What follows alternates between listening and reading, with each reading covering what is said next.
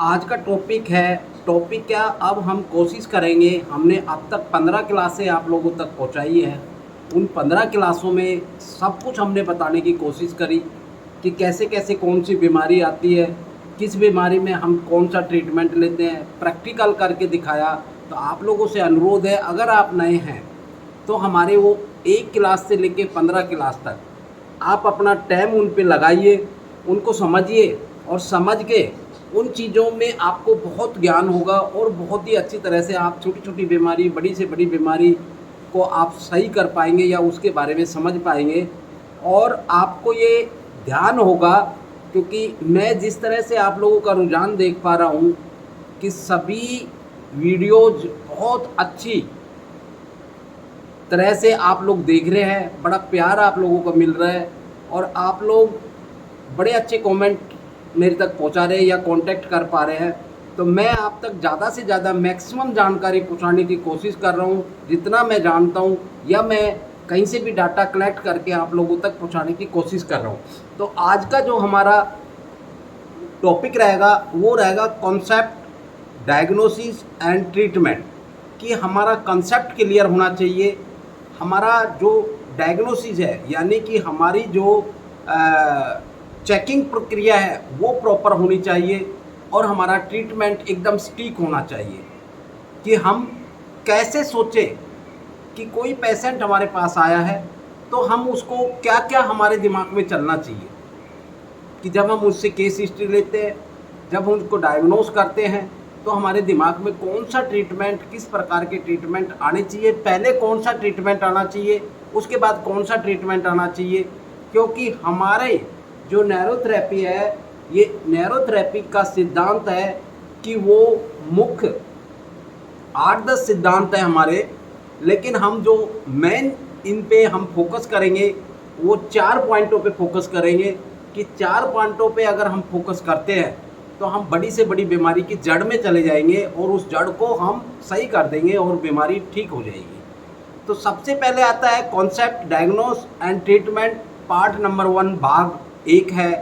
तो इसमें मुख्य रूप से विभिन्न रोगियों को डायग्नोस किया जाता है और विभिन्न प्रकार के सवाल पूछे जाते हैं। उस रोगी से व्यक्तिगत सवाल भी किया जाता है, पारिवारिक कोई समस्या है उस पर भी बात होती है, या जेनेटिक यानी कि पिछली कोई बीमारी आपके कोई परिवार में, पीढ़ी में किसी प्रकार की बीमारी हो, उन सब का ब्यौरा लिया जाता है और उनका केस हिस्ट्री लिया जाता है, फिर उसके आधार पर ट्रीटमेंट बनाया जाता है। तो सबसे पहले हम ये देखते हैं कि बीमारी कितने प्रकार की होती है और हम उनको कितने प्रकार से उनको हम ट्रीट करते हैं या बीमारियों के कारण किस किस प्रकार से है। सबसे पहले आता है कि जो नैरोथेरेपी का सिद्धांत है या डायग्नोसिंग पॉइंट के आधार पे है, या एक तो हम अपने आधार पे बीमारी को डिसाइड कर लेते हैं, क्योंकि हमारी ये महान थेरेपी है और इस थेरेपी के आधार पे ही हम तुरंत आदमी की उंगली या उनका लीव जीरो म्यू जीरो का दर्द या उनके हाथ, नाखून, आँख, मुंह देख के, जीभ देख के ये डिसाइड कर लेते हैं कि इनको किस प्रकार की बीमारी है और हमें क्या ट्रीटमेंट देता है। और वर्तमान में जो प्रचलित है यानी कि जो मॉडर्न साइंस है जिसको हम मेडिकल साइंस बोलते हैं, उस मेडिकल साइंस के आधार पे भी बीमारी का डायग्नोस होता है।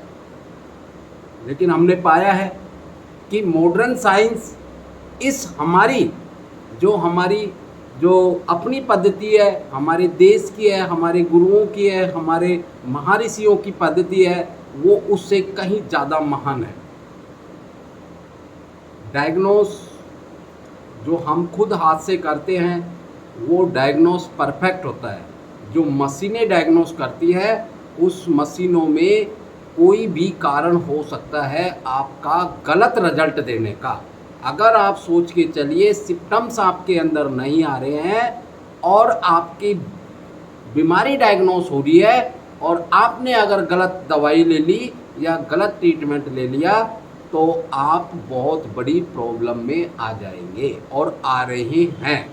क्योंकि मानिए कि अगर आपके हार्ट का कोई प्रॉब्लम है, यानी कि आपका हार्ट बीट वैसे ही बढ़ रहा है और डायग्नोस में आ गया कि आपका हार्ट काम नहीं कर रहा है और आपकी दवाइयाँ शुरू होगी, आप सोचिए कि बीपी की एक गोली लेके चलते हैं और हम पहुंच जाते हैं किडनी फेलियर या पैरालिसिस या हार्ट अटैक की तरफ पहुंच जाते हैं। तो ये जो कारण है इसको समझना पड़ेगा, इसको हमें दिमाग में रखना पड़ेगा। ये नहीं है कि आप खुद अपने शरीर के ऊपर विश्वास नहीं कर रहे हैं, आप किसी मशीन के ऊपर विश्वास कर रहे हैं। अगर आपका शरीर बोल रहा है कि मैं प्रॉब्लम में हूँ तो आप मशीन में भी जाइए, आप ट्रीटमेंट भी लीजिए, लेकिन आपका शरीर अगर नहीं साथ दे रहा है और बिल्कुल आपको लगता है कि इसमें कोई प्रॉब्लम नहीं है तो कोई प्रॉब्लम नहीं है। बहुत से सज्जन मेरे पास आते हैं, यही बोलते हैं कि सर मेरा बीपी तो 170 है, तो वैसे मैं फिट हूँ जी, मैं बिल्कुल ठीक हूँ जी, लेकिन डॉक्टर मेरे को बोलता है बीपी की गोली खाए। अरे भाई, आप भगवान ने आपका शरीर ही इस बात पे डिज़ाइन किया है कि आपका बीपी 170 पे जाके स्टे करेगा और उसमें ही आपकी वर्किंग चलेगी। तो ये बॉडी का डिजाइन बोलता है, तो आप इसको दायरे में मत बांधो, 80 से 120 के दायरे में मत बांधो, क्योंकि अगर किसी का बीपी बढ़ रहा है तो वो कोई बीमारी नहीं है, वो एक लक्षण है, वो एक उस बॉडी का पोजीशन है, उस स्थिति है। चलो जी टॉपिक पे आते हैं कि हम न्यूरोथेरेपी के सिद्धांत के अनुसार और डायग्नोसिंग पॉइंट के आधार पर हम कैसे डिसाइड कर लेते हैं कि इनको ये बीमारी है। कि हम जो हमारी पद्धति है, जो न्यूरोथेरेपी है, वो हमारी फोर्थ फिंगर से जब हम दोनों उंगलियों को ऐसे पकड़ के और इस तरह से सर्कुलेट करते हैं तो उसमें पेन होता है। अगर लेफ्ट वाले में पेन है तो बॉडी एसिडिक है, और अगर राइट वाले में पेन है तो बॉडी एल्कलाइन है। लेकिन यहाँ पे भी हम नहीं रुकते हैं, उसके बाद में हम पीछे जाते हैं जहाँ पे हमारी किडनियाँ पीछे की तरफ होती हैं। बिल्कुल हमारा जो ये रिप सिस्टम होता है उसके पीछे जाके बिल्कुल जस्ट वहाँ पे पॉइंट बनता है हमारा leave zero mu zero. Leave zero mu zero मतलब है कि हमारी राइट किडनी लेफ्ट किडनी, क्या है जी, लेफ्ट किडनी, लीव जीरो म्यू जीरो का दर्द वहाँ पे हम चेक करते हैं। अगर हमारा लेफ्ट साइड वाली किडनी में दर्द है तो वो हमारा बोलेगा कि हमारी बॉडी का एसिड बढ़ा हुआ है, हमारी बॉडी में ब्लड में एसिड बढ़ा हुआ है। जो ब्लड में एसिड बढ़ने का कारण होता है, अब मैं आपको जल्दी जल्दी से उसकी बीमारियां बता देता हूँ कि अगर किसी बॉडी का ब्लड का एसिड बढ़ा हुआ है तो उसके सबसे पहले बाल झड़ेंगे, बाल सफ़ेद होंगे, डैंड्रफ आएगा, रूसी आएगी, आँखों के आगे डार्कनेस जो नीचे जो आ जाता काले काले धब्बे वो आएंगे, आंखें लाल रहेगी, मसल्स लूज हो जाएगा, बीपी लो होगा, पेट कॉन्स्टिपेशन, पाइल्स, थायराइजम, प्रोप्लेस ऑफ यूट्रस, मलाशय का नीचे आना, बम्बू स्पाइन होना, मसल्स ढीली होने की वजह से स्पाइन का प्रॉब्लम आ जाना, यानी कि सर्वाइकल स्पॉन्डिलाइसिस और लंबर स्पॉन्डिलाइसिस आ जाना, नींद ज़्यादा आना, थकान रहना और बॉडी की एनर्जी डाउन होना, ये सब किसके बीमारी है, एसिडिक बीमारियां हैं। और अगर आगे बढ़ते हैं तो ये बहुत बड़ी बीमारी का रूप ले जाती है, जैसे कि एंक्लोजिन स्पॉन्डिलाइटिस, यानी कि बम्बू स्पाइन, हमारा शरीर एकदम आकड़ जाएगा, हमारा बॉडी हो जाएगी, हर्निया आ जाएगा, ये सीवियर कॉन्स्टिपेशन रहेगी। ये सारी बीमारियां एसिडिक बीमारियां हैं। शुगर आ जाएगी, शुगर भी एक एसिडिक बीमारी है कि लंबे समय से जब हमारा ब्लड का एसिड बढ़ा हुआ है तो हमें शुगर जैसी प्रॉब्लम आ जाती है। हमें हार्ट की भी प्रॉब्लम आ जाएगी क्योंकि मसल्स ढीली हो जाएंगी। अगर मसल्स ढीली हो जाती है तो हार्ट के जो हमारा कसाव है, हमारा फैलाव है, वो कम हो जाएगा और हमें हार्ट की प्रॉब्लम आ जाएगी। हम इसकी वजह से बीपी लो की वजह से पैरालाइज भी हो सकते हैं, क्योंकि जब जब क्लॉट बढ़ेगा, बॉडी के क्लॉट बढ़ेंगे तो वो तैरते हुए खून में हमारे दिमाग में चले जाएंगे और हम पैरालाइज भी हो जाते हैं एसिडिक के कारण से। अब दूसरी तरफ आते हैं जी कि अगर बॉडी का राइट उंगली फोर्थ फिंगर में दर्द है और उनके राइट किडनी में स्टिफनेस है, दर्द है, तो कौन सी बीमारियां आएंगी?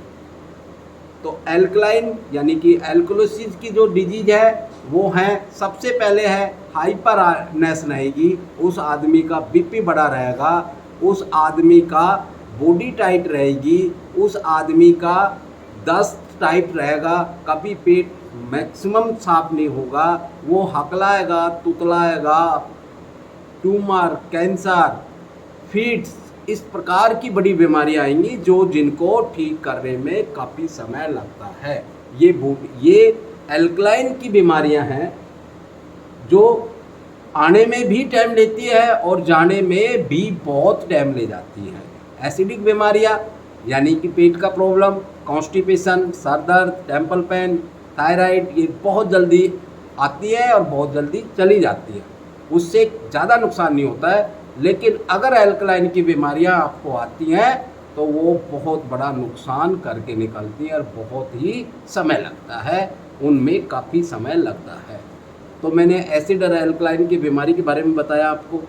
अब आते हैं कि ये तो हुआ हमारी रेरोथेरेपी के डायग्नोसिंग पॉइंट। फिर हमारे कुछ पेन पॉइंट होते हैं कि जैसे राइट में हमारा लीवर होता है, लेफ्ट में हमारा म्यूकस होता है, हमारा राइट में गाल ब्लैडर होता है। ये पॉइंट है जो हमारे गुरुजी ने हमें अपने तजर्बे के आधार पर हमें सिखाया, हमें बताया कि कौन से ऑर्गन्स का दर्द कहाँ पे आता है और उस दर्द के आधार पर हम बीमारी डिसाइड कर लेते हैं। अगर किसी को राइट में दर्द ज़्यादा है तो इसका मतलब है कि उनको राइट का प्रॉब्लम है, यानी कि एल्कलाइन है। हमारी बॉडी जो है लेफ्ट हिस्सा एसिडिक है और राइट हिस्सा एल्कलाइन है। तो इसीलिए जब भी हम काम करेंगे तो हम एसिड और एल्कलाइन बेस पे काम करेंगे। अब आते हैं कि हम कौन कौन से सिद्धांत पे और हमारा क्या क्या है कि मुख्य सिद्धांत नीचे दिए गए हैं कि जो हम 5 सिद्धांतों पे काम करते हैं। सबसे पहले हम कोशिका और अंगों में अगर कोई अवरोध है यानी कि बंद नाड़ियां हैं, उनके खोलने पे काम करते हैं। तो उनको कैसे खोला जाता है मैं छोटा छोटा आपको बताता चलूँगा, क्योंकि प्रैक्टिकल यहाँ पे नहीं करवाएंगे। आपको पहले प्रैक्टिकल बता दिया गया है, लेकिन आपको मैं याद जरूर दिलाता चलूँगा कि हमें खोलना है तो हमें 15 मेडुला यानी कि 15 मेडुला का मतलब होता है 30 टाइम लेफ्ट साइड का हम मेडुले पॉइंट को 15 medulla left side into 3 treatment और 6 स्वैट इंटू 3 ट्रीटमेंट से खोल देंगे। और अपर लिम्ब को खोलने के लिए 4 मेडुला क्लॉकवाइज T1 T2 और रमन ट्रीटमेंट से हम अपर लिम्ब को खोल देते हैं। 4 मेडुला लेते ही हमें हार्ट का प्रॉब्लम, हमारा अपर लिम्ब, ये शोल्डर का प्रॉब्लम, सर्वाइकल का प्रॉब्लम, टेम्पल पेन का प्रॉब्लम, हमारी नेक का प्रॉब्लम, हमारी उंगलियों का प्रॉब्लम दूर हो जाता है अगर हम उसको प्रॉपर तरीके से सीख जाते हैं। आगे आता है जी, इससे आगे आता है कि पहले हमने अवरोध को दूर कर दिया, यानी कि हमारे जो हमारा ट्रांसपोर्टेशन सिस्टम है, जो ब्लड के द्वारा हमारा ट्रांसपोर्ट हो रहा है, उसको हमने चालू कर दिया। अवरोध, किसको? अवरोध, ब्लॉक नसों को खोल दिया। और वो सिंपल सा है, 15 मेडुला इंटू 3, 6 वैट इंटू 3 और 4 मेडुला क्लॉकवाइज T1 T2। उसके बाद में आता है जी, दूसरा आता है अपचन या संडास में अनपचा खाना आना, यानी कि हमने जो खाया और वो लैट्रिन में ऐसे के ऐसे आया या कुछ पार्ट आए, वो उसको बोलते हैं UDF। क्या बोलते हैं? UDF, अनडाइजेस्टिंग फूड इन स्टूल, पूरा फुल फॉर्म ये होता है जी। तो वो भी एक बड़ा कारण है कि हम कोई चीज़ विटामिन वाली खा रहे हैं या कोई मिनरल्स वाली चीज़ ले रहे हैं, ताकत वाली चीज़ ले रहे हैं, फैट वाली चीज़ ले रहे हैं, और वो अंदर जाके वो पच नहीं रही है और वो ऐसी साबत हमारी लैट्रिन में लेकर जा रही है। तो वो सबसे बड़ा कारण है कि हमें विटामिन्स की कमी आ जाएगी, हमें मिनरल्स की कमी आ जाएगी, हमें फैट की कमी आ जाएगी, हमें कोलेस्ट्रॉल सही से नहीं बनेगा, हमारे बाइल्स प्रॉपर नहीं बनेंगे, हमारी मसल्स प्रॉपर नहीं बनेगी, हमारे खून के सर्कुलेशन में कमजोरी रहेगी, जो हमारे कमज़ोर सेल पैदा हो। तो UDF को सही करना है। UDF के लिए हम क्या देते हैं? हमारा सबसे अच्छा फार्मूला है 15 मेडुला 2 पार्को बोथ साइड फिर थोड़ी देर के बाद में 8 पार्को, उसके बाद में 10 medulla fast Ajay normal, 10 medulla 6 गैसाई 3 call treatment. ये सारे ट्रीटमेंट हमारे यूडीएफ को दूर करते हैं। ये हमारा अनडाइजेस्टिंग फूड को अंदर हजम करते हैं, उसको पचाते हैं, अब्जॉर्ब करते हैं। कौन कौन से जी? 15 मेडुला, पार्को, fast treatment, normal treatment, Ajay normal treatment, single liver point treatment, हमारी सारी टो फिंगर है, हमारा कॉल ट्रीटमेंट, ये लार्ज फोलिक ब्लैक ट्रीटमेंट, ये सारे ट्रीटमेंट हमारे पेट के लिए हैं और ये हमारे यूडीएफ को सही करते हैं। तो इसीलिए हम कामयाब हो जाते हैं। नॉर्मल अजय नॉर्मल 15 मेडुला और TF 20 की देख के और 3 कॉल 7 लीवर 8 पार को दे देते हैं, तो हम यूडीएफ जैसी समस्या से निदान पा लेते हैं और हमारा खाना पीना अंदर हजम होने लगता है और बॉडी ताकत में आना शुरू। अब आगे बढ़ते हैं जी। अगर किसी का नाभिक सरक जाता है, अगर नावल डिस्प्लेसमेंट हो जाता है, तो वो भी एक बड़ा कारण है, क्योंकि जिसका सेंटर गवर्नमेंट हिल गया उसका सारा स्टेट गवर्नमेंट हिल जाएगा। तो हमारी बॉडी का, हमारी सिद्धांत का, हमारी नैरोथेरेपी के सिद्धांत का ये मुख्य केंद्र है कि नाभि को सबसे पहले सेट करें, नाभि को सबसे पहले सेट करें, क्योंकि नाभि ही हमारे शरीर का केंद्र है और नाभि के सरकने से हमारे दूसरे ऑर्गन्स पे इफेक्ट आता है, हमारे गैस वाले पॉइंट में इफेक्ट आता है, हमारी बॉडी का अनबैलेंस हो जाता है। तो हम उसको सबसे पहले सेट करें। चौथा कारण आता है कि हमारी बॉडी, अभी मैंने थोड़ी देर पहले बताया, एसिड और एल्कलाइन पे काम करता है। अगर एसिड और एल्कलाइन अनबैलेंस हो जाएगा तो हम एसिड और एल्कलाइन अनबैलेंस रह जाएगा तो क्या होगा कि हमारी बॉडी या तो ज़्यादा काम करेगी या कम काम करेगी। अगर एसिड बढ़ गया तो एसिड वाली बीमारियां सामने आ जाएंगी, अगर एल्कलाइन बढ़ गया तो एल्कलाइन वाली बीमारियां आ जाएंगी, और लंबे समय से अगर ऐसा चलेगा तो हम बड़ी बीमारी के शिकार हो जाते हैं।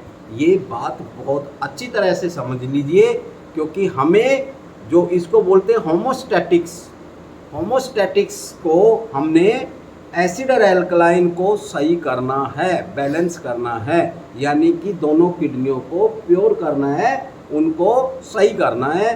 क्योंकि एसिड और एल्कलाइन कहाँ पे फिल्टर होता है? हमारी दोनों किडनियों। अगर किडनियाँ प्रॉपर फंक्शन कर रही हैं तो वो 80% एसिड निकालेंगी, 20% एल्कलाइन निकालेंगी। ये लेफ्ट किडनी का है, और राइट किडनी 80% एल्कलाइन निकालेगी और 20% एसिड निकालेगी। तो इसलिए अगर ये रेशो सही रहता है तो हमारी बॉडी बैलेंस रहेगी, हमें किसी प्रकार की बीमारी नहीं आ सकती। अब इससे आगे भी है जी, इससे है कि विजातीय पदार्थों को की जमावट या उसका निष्कासन करना, यानी कि फॉरेन मैटर जो होते हैं, बाहर के मटेरियल का जो जमाव अंदर हो जाता है, वो किसी भी रूप में हो सकता है। बैक्टीरिया हो सकते हैं, एक्स्ट्रा कोई हमारी न्यूट्रिशन हो सकती है, प्रोटीन्स हो सकती है, या फिर हमारा कोलेस्ट्रॉल एक्स्ट्रा हो सकता है, हमारा फैट एक्स्ट्रा हो सकता है, वो अंदर जमा हो जाता है, हमारे ब्लड के अंदर जमा हो जाएगा, हमारी छोटी छोटी ब्लड वेसल्स में हो जाएगा, हमारी मसल्स में हो जाएगा। तो वो भी हमें निकासन करना पड़ता है। और अगर वो उसके निकालने के लिए कौन कौन से फार्मूले हैं, उनको निकालने के लिए हमारा है किडनी क्लियर है, स्टार मोडिफाइड फार्मूला है, उनको निकालने का ना पी हेपरिन है, उनको निकालने के लिए हमारे न्यू जीन्स फार्मूले हैं। ये ऐसे ऐसे फार्मूले हैं जो बड़े बड़े अंदर टॉक्सिन्स को बाहर कर देते हैं। ऑर्गन्स क्लियरेंस हमारा सबसे बेस्ट है टॉक्सिन्स को बाहर निकालने। ऑक्सीजन है, ऑक्सीजन का लेवल बढ़ा दो तो वो अपने आप सारे टॉक्सिन्स को बाहर कर देगा थ्रू किडनी, यानी कि बाथरूम के राह हमारे टॉक्सिन्स बाहर हो गए। तो मैंने ये 5 कारण बताए, ये मुख्य सिद्धांत बताए आपको कि हम क्या क्या करते हैं और किस प्रकार से हम बॉडी को सही करते हैं। तो पहला कारण था अवरोध को दूर करना, यानी कि कोशिकाओं और अंगों में अगर कोई अवरोध आ रहा है उसको दूर करना। दूसरा अपचन, खाने को जो संडास में आता है, यूडीएफ आता है, उसको सही कर दो, बॉडी सही हो जाएगी। नाभि सरक जाए, उसको सही कर दो, बॉडी सही हो जाएगी। और चौथा कारण एसिड एल्कलाइन को बराबर कर दो, तो बैलेंस कर दो, तो बॉडी सही हो जाएगी। और अगर टॉक्सिन्स जमा है अंदर, तो उनको दूर कर दो, तो ये बॉडी अपने आप क्योर हो जाएगी, सही हो जाएगी। अब इन सब का कारण क्या क्या आता है, कैसे कैसे हम इन सब चीज़ों को दूर करते हैं, ये हम आपको बताएंगे अगले सेशन में। अभी आपको सिर्फ हम यहीं पे रोकते हैं, क्योंकि ये वीडियो काफ़ी लंबी हो जाएगी। अब मैंने आपको 5 कारण बताए, मैं फिर रिपीट कर देता हूँ। गौर करिए अपनी बॉडी पे कि आपको अगर कोई कोशिका में रुकावट हो रहा है, आगे आपका खून का सर्कुलेशन नहीं जा रहा है, आपका मैसेज पास नहीं हो रहा है, आपका बॉडी का हार्मोन्स आगे नहीं जा रहे हैं, तो आपको बीमारी आ जाएगी। आपके पेट में अगर अनपचन खाना मतलब बाहर संडास से निकल रहा है, तो आपको बीमारी आ जाएगी, क्योंकि वो विटामिन्स की, प्रोटीन्स की, फैट्स की बीमारी होगी। उसके बाद में अगर नाभि सरक रही है, तो आपका अनबैलेंस हो जाएगा, ऑर्गन्स की परफॉर्मेंस कम हो जाएगी, और वो जो है इन्फ्लेमेशन हो जाएगा, एपेटाइट हो जाएगी, इस प्रकार की प्रॉब्लम आएगी। और एसिड और एल्कलाइन अगर बढ़ जाएगा, तो मैंने बीमारी आपको शुरुआत में बताई है, इस प्रकार की बीमारी आ जाएंगी। अगर टॉक्सिन्स है, अगर टॉक्सिन्स दिमाग में जमा हो जाएगा तो पागल हो जाएंगे। अगर पेट में जमा होगा तो हमें पेट की प्रॉब्लम आ जाएगी। अगर फेफड़ों में जमा हो गए तो हमें सांस की बीमारी आ जाएगी। अगर किडनी में टॉक्सिन्स हो गए तो किडनी फेल हो जाएगी। अगर हार्ट में जमा हो गए तो हार्ट फेल हो जाएगा। और अगर हमारी मसल्स में टॉक्सिन्स आ गए तो मसल्स मरने की कगार पे हो जाएंगी, और हम धीरे धीरे घाट में आ जाएंगे। तो इस प्रकार से इन सभी 5 कारकों का, सिद्धांतों का ध्यान करते हुए हम ट्रीटमेंट बनाते हैं और हम बॉडी को सही करते हैं। थैंक यू जी, नमस्कार।